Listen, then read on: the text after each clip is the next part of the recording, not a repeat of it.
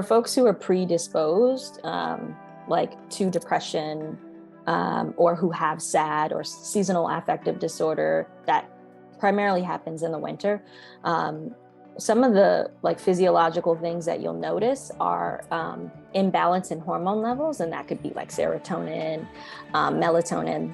And one of the things that SAD is, or specifically they call it like reverse SAD or summertime SAD or summertime blues, what you'll see is that it's funny, we are inviting people to be outside more, but sometimes the more you are outside, the more your circadian rhythm is off, the more melatonin that increases in your body, and how that impacts your sleep. The less sleep you have, the more irritable you are, and just the cycling happens. The summer can be some of the hardest months because if you think about it, school is actually one of the best, the school year is actually one of the best times where they can have a little bit more stability. Again, I want to be really clear that it's not everyone's scenario, but summer can actually be harder because there's not air conditioned or like some sort of temperature neutral place to be for the majority of the day. Certain meals are guaranteed with school that are not always guaranteed during the summer months. And then also we think about just what's going on around homelessness in LA. Like I think more camps are being disrupted and uprooted. And so there's like a disheveling that's happening for folks. So I would say folks who experience homelessness. I also say women. So since I kind of shared a little bit about our predisposition to depression. So having depression, having anxiety can also lead you to be more impacted by seasonal affective disorder and summertime blues.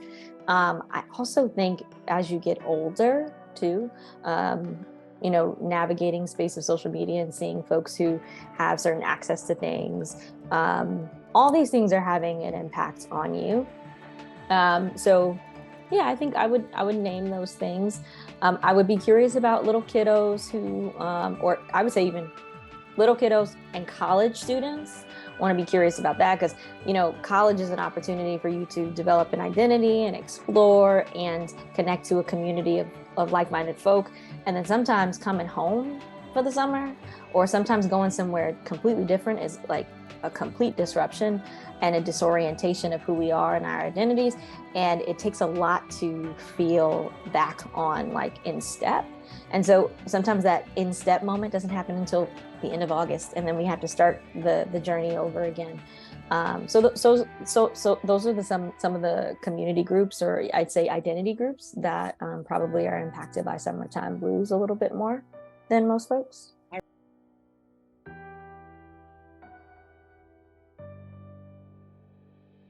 Someone who is going through a very vulnerable time in their life or some kind of critical life transition, right? Trying to navigate their identities in this world. And they don't feel safe while they're doing that, physically or emotionally. These things are going to happen, right? You will experience the summer blues because of that. And I mean, can't emphasize more just the societal pressures of having to overcome all of these experiences while also feeling like there's something wrong with you and you're almost internalizing it as a personal deficit. That's a lot to carry when really it's the environment that hasn't been set up to support us that is at play. And I think that's such an important thing to name, especially for women of color, to remember that it's not all on us. And I think if we can always carry that forward, that just lifts the weight just a little bit, even not if all of it, just a bit.